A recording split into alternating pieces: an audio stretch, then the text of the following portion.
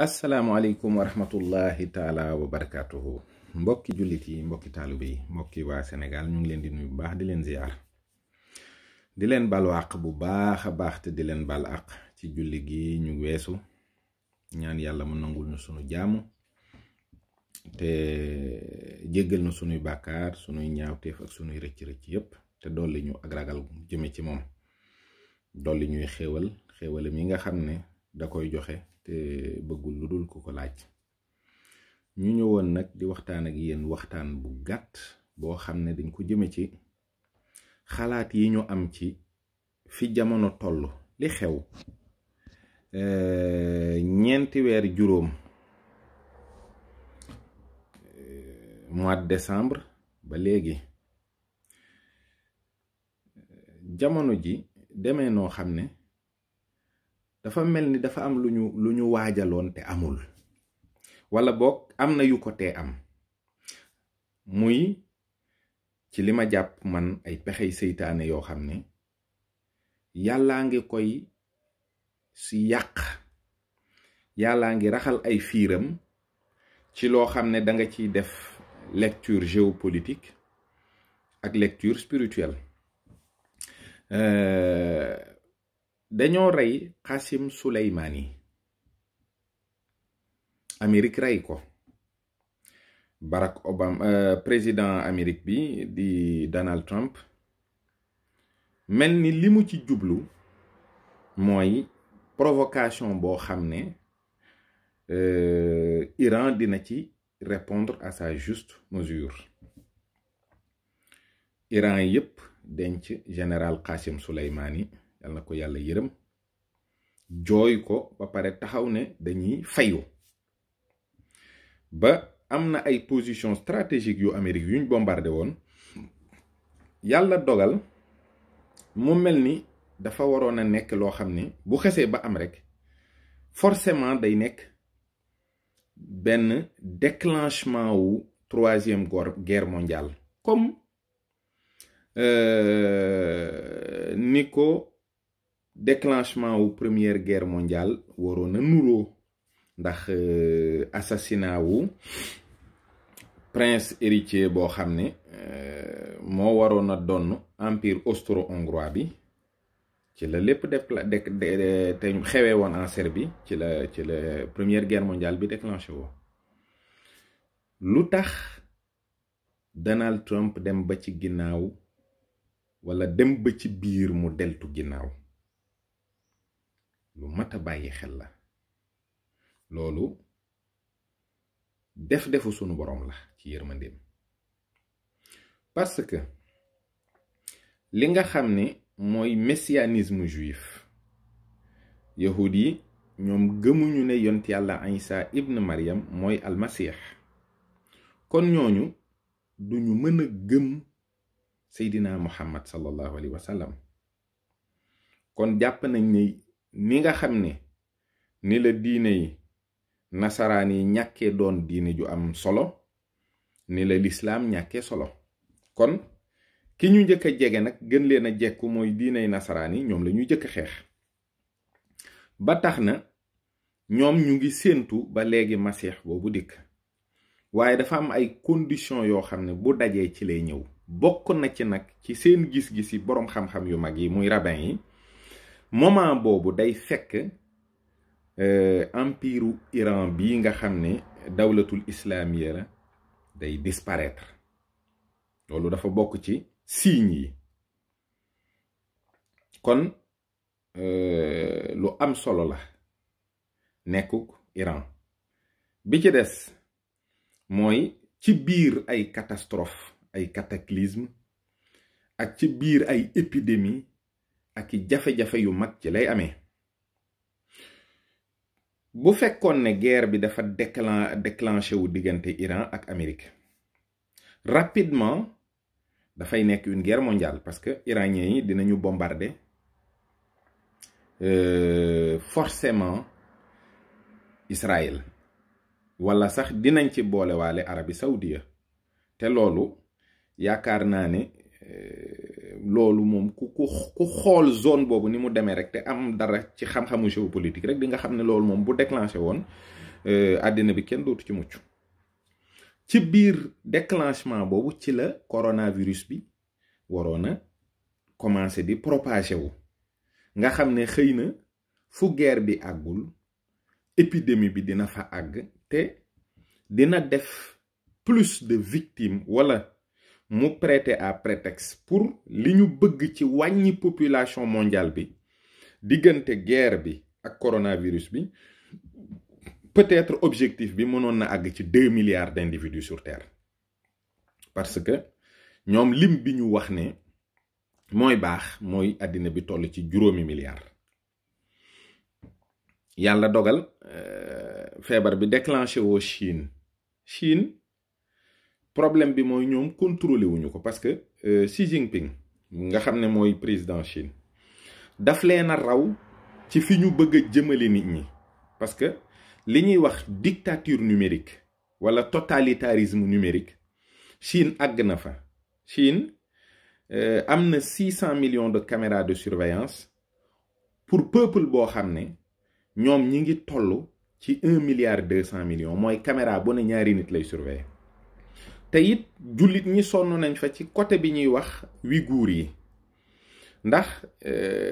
am na ci jumaa yoo xam ne sax boo demee da ngay fekk ci buntu bi président Xi Jinping ñu def ci photom ñuy wax ne communisme dañ ko jàppee comme diine. ba pare combat yi nit ñi di mener pour liberté yi waa Chine ñoom seeni liberté nangu nañu ko ba noppi ci ñoom te réaction amul parce que dañuy wut benn système boo xam ne ay capital de points la nit ki di am. su fekkee da nga def infraction ci code de la route su fekkee da nga jéggi tali foo ko warta jéggi su fekkee da nga wax président bi loo ko warta wax yooyu yëpp dafay am ay daan yu ñu lay ciy teg te maanaam surveillance faciale bi ci électronique bi reconnaissance bi day tax dañuy xam kan moo def lan su ko defee yow daan yi ñu lay jëkk a teg mooy léeg-léeg nga dem ci benn supermarché sa téléphone war a sonné di sonné comme ku police di dàq. wala nga gis fa sa photo ñu taf la fa ne yow nit ku ñàkk yar nga nit ku ñàkk teggin nga nit ku réew nga. bi ci des mooy diggante dëkk ak dëkk doo am droit dem waxuma la ak génn réew mi waxuma la am crédit ci banque yi. am na ci famille yoo xam ne tamit li ci ëpp si ay famille musulmane lañu dañ leen a suspecté ba àgg ci dañuy taf ay kii yoo xam ne ci seen buntu kër yi. bu ko police flashé day xam ñaata nit ñoo ne ci kër gi waxtu woowu lan la ñuy def lan la ñuy wax kenn ku nekk ci kër gi lan mooy sa liggéey boo génnee boo duggee loolu lépp dañ koy xam donc loolu loolu dictature la te Chine àgg na foofu sans bruit wala sans problème. donc ñoom tubaab yi liñ doon programmer ci lu bon diggante coronavirus bi ak guerre bi waroon a am Iran loolu chinois yi ñoom am nañu ko sans ñu jaar foofu. donc lan moo doxul mooy par exemple Donald Trump dafay président boo xam ne yàlla dafa dogal muy ku gëm yàlla moom ak soxnaam. donc enquête yi ak nit ñi xool yu garaaw yi ñuy xool ci ruq yi ba xam ndax kii mi ngi ci occultisme ak yenn maanaam loge maçonnique yeeg yenn oligarchie yi nga xam ne ñooy jéem a contrôler àddina bi moom nekku ci. borom alal la boo xam ne xëy na bëgg a doon nguur yàlla fal ko ci kattanam mais am na ay complotistes yu ko jàppale ñu mel ni ay Brzezinski mais ñooñu jàppale gi ñu ko jàppale jàppoon ne xëy na dañ koy mën a contrôler à 100% léeg-léeg mu rëcc leen wax musiba. boo xoolee presse internationale bi nga xam ne mooy presse bi wax officiellement ñoom ñëpp dañuy ne Donald Trump li muy wax yëpp ay fen la wala ay fen ci ëpp. mais fen yooyu est-ce que nit ki waru ko étudier ba xam ndax est-ce que du dëgg bi ñu waroon a ñàkk dégg ñun. c'est très important. am na ci loo xam ne ñoom programmé woon nañu ko muy virus bi mais am na lu ci yàlla def te yëguñu ko parce que docteur bi ñuy wax Raoult ñoom calculé wuñ ko te c'est le plus grand virologue du monde. donc déclaration yi mu def ak traitement yi mu génnee ak nit ñi peur bi ak psychose bi ñu waroon a yëg ci feebar bi loolu yàlla dalu leen ci yàlla tegu leen ko. donc loolu tamit nekk loo xam ni lu doxul la ci biir affaire bi. pourquoi tamit Vladimir Poutine noppi mu mel ni tamit feebar bi daanaka àggul dëkkam wala bu fa àggee def fa dara ak silence bi nga xam ni ci biir trouble yi yëpp mi ngi koy doxee. moom tamit dafa nekk ñoo xam ne ñi ko jiite ñi nga xam ne ñoom ci seen côté lay dox ñooñu d'accorduñu ci li ñuy wax messianisme bi bëgg a am mais léegi ñoom gëm nañu ne masiix bi war na ñëw waaye ñoom ca kanam lañ jàpp ñu ne moment bii ci la war a ñëw mooy branche hassidique bi nekk ci judaïsme te ñu koy wax Lubavitch yi kooku ki ñuy wax Baal Shem Tov moo ko jiite woon bu yàgg ba am na juróom-ñaari rabbin yoo xam ne ñoo toppante ki ci mujj mi ngi Amérique. kon am na yoo xam ne ci biir pexe yi dafa mel ni yàlla sottulu ko ndax tiitaange ji ak la taxoon ñu tëj ñun ñëpp ci kër yi ba pare président monde bi nga xam ne ñi ci ëpp dañoo confiner seeni peuple dañoo récupérer pouvoir yi nga xam ne moom la assemblée bi yoroon ak yeneen institution yi nga xam dañoo am les pleins pouvoirs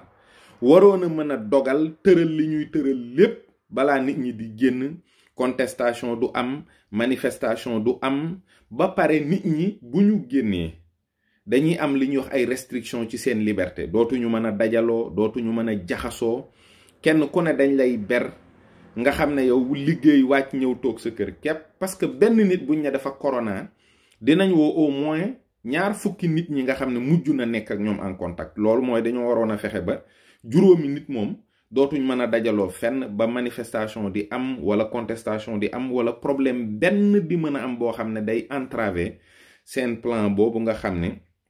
moo doonoon nouvel ordre mondial. te loolu tamit ñu waroon a dox encore jëm ci ay vaccin organisation mondiale de la santé superviser ko ñu jël Bill Gates def ko soldat boo xam ne moom it daf ciy sonn parce que yenn financement yi ci ëpp ci moom lay jógee moo tax bu mel ni ku mel ni Donald Trump bu ne génne naa sama loxo ci organisation mondiale de la santé dootuma financer nit ñi waruñu tiit dañu war a wax mais kii lu tax muy jël position yi lu tax muy révolté wu mais ay baat la yu muy sànni nit ñi pour ñu xam ne am na lu xew loo xam ne mënu ko ŋaang ci kaw te vaccin yooyu bu génnoon obligé dinañu pucer nit ñi parce que dañuy wax ne il faut que ñu installer ci nit ñi puce yoo xam ne bon say référence yëpp daf ciy nekk c'est-à-dire mooy nekk yow sa puce boobu mooy nekk sa carte d'identité sa tur da ciy nekk sa sant sa lépp sa données yëpp da ciy nekk ak sa état de santé nga xam ne pour ki nga xam ne moo am liberté mooy ki accepté dox ci situation boobu parce que dañ koy may jàmm sinon am kàttanu mën a révolté wu sax ak bañ doonul woon yomb du tout donc mbir la yoo xam ne am na nu ñu ko tëralee woon waaye nag ku am seetlu tuuti di xalaat di nga gis ne yàlla dugal na ci loxoom ci anam yoo xam ne soof na leen parce que tëj nañu nit ñi génnee nañu leen li ñuy wax le monde d'après wala on va plus vivre normalement obligé dañuy retourner ci situation bi ñu jóge woon xëy na ak tuuti restriction de liberté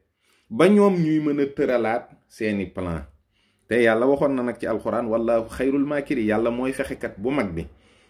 waaye 4 weer juróom waxaguñ ñu dara gouvernement yi def tekk yëf yi mel ni am na ak jaaxle bu juddu ci seen biir moo lay wan ne ñoom lañ nësërool wala lañ tëraloon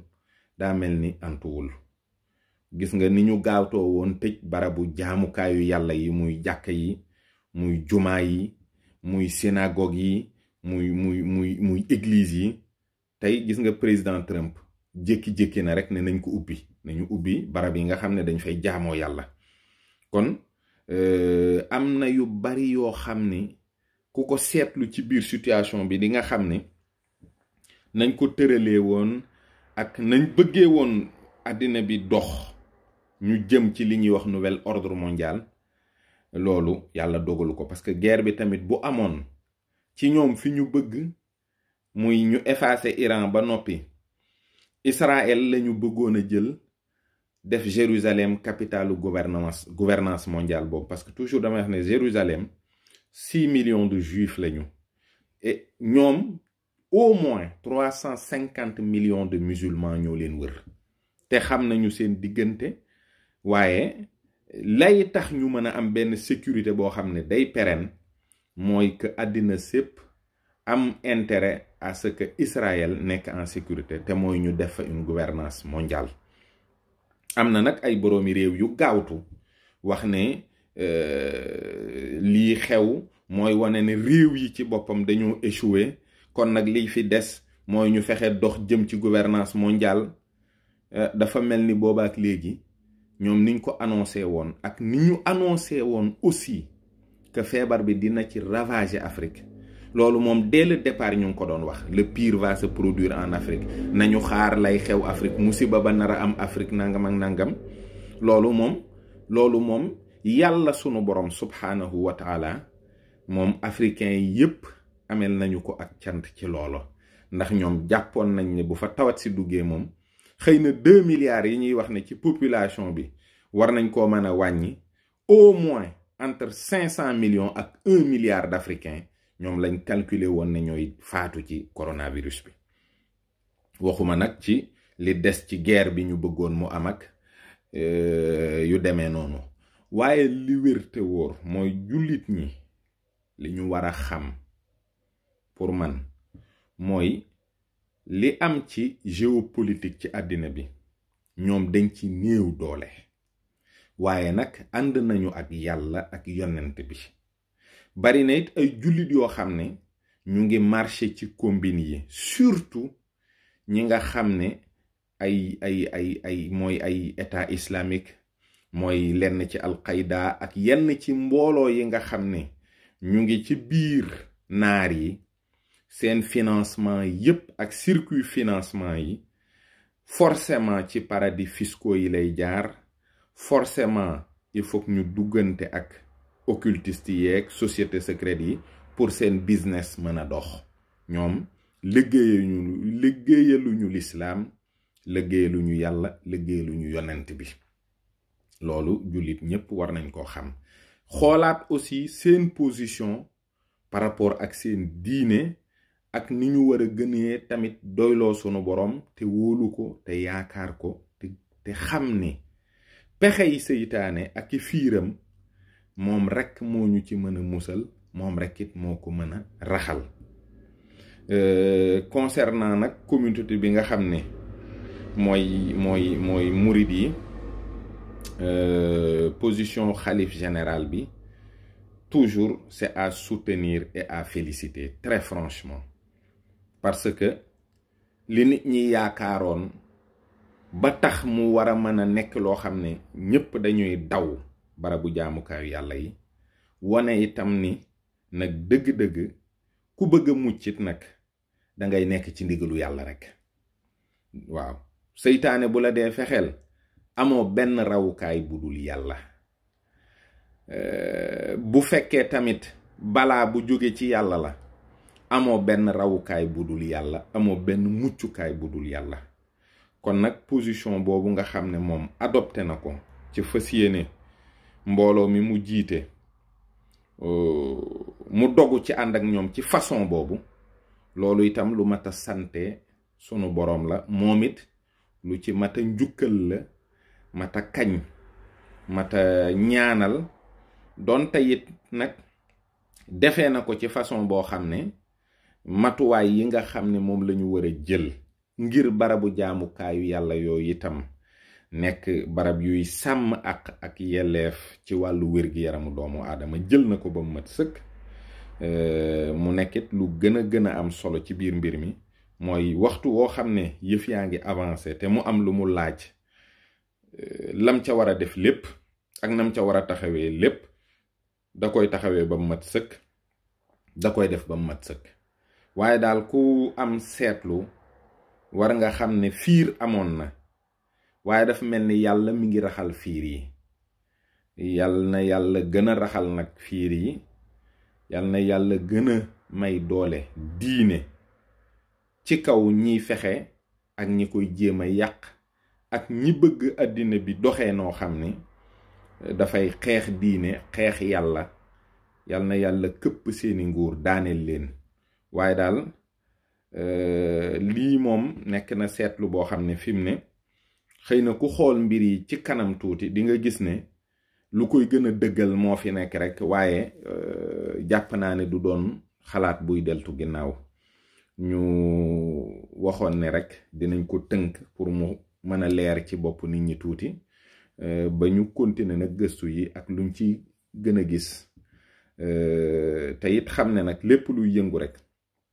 alal rek moo koy yëngal. alal, xaalis képp moo koy yëngal. la ca suuf nag mooy xeexu diine la, waaye nag li ci kaw nga xam ne moom mooy ngànnaay bi ñi yëkkati ca njëlbeen ga mooy xaalis. loolu nag moo waral nit ñi nañu def aussi très attention ci problème mu vaccin yeeg niñ leen ko nar a proposer wax yiñ ciy wax yépp. feebar bi ki feebar moom mettit lay gis ak wér gi yaram. firme pharmaceutique yu mag yi ay milliards de dollars rek la ñuy gis, ñoom gisuñu leneen. gouvernement itam politique yi rek la ñuy gis, gisuñu leneen. kon loolu kenn ku ne war na ci bàyyi xel, xam ne am na ñoo xam ne tawat si alal ju dul jeex rek lañ ci gis. ñooñu nag seetuñu ku dund ak ku dee, seen yoon nekku ci. mooy ñi nga xam ne moom xaalis rek lañ ciy wut. ñi ci des feebar bi dal na leen, xam nañ ne feebar bu am la, kon wottandiku bi am na solo, mat na bàyyi xel. waaye itam garab yañ lay jox ëllëg ne la day dox sa diggante feebar bi, mat naa saytu ba xam lan ak lan lañ ko defaree, ba xam jar na jël, ba xam jaruta jël. ndax nag di daw jiit ba dal ci kaw jaanit mat naa bàyyi xel. waaw, asalaamaaleykum wa rahmatullah.